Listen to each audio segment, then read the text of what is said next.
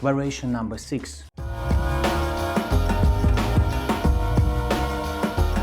This variation gonna take a little bit more time than other variations. It's pretty confusing and hard to execute, especially to the rhythm. You will have to put some efforts, but I'm sure you're gonna make it. So once we started the whole variation from the back sweep and hitting with the right foot the first CC, the next what we have to do is continue rotation to the right side and at the same time changing our legs, like making the step. From here, the next step is on the left foot. From the left foot is on the right.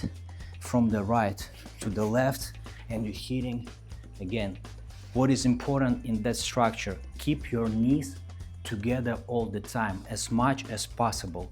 1 and 2 and 3 and 4 and 5 and 6 and 7 and 8. This variation is perfect to work with the space and to go from one position to some other position within your round. So let's say you're here with some extra small steps and you want to change from there.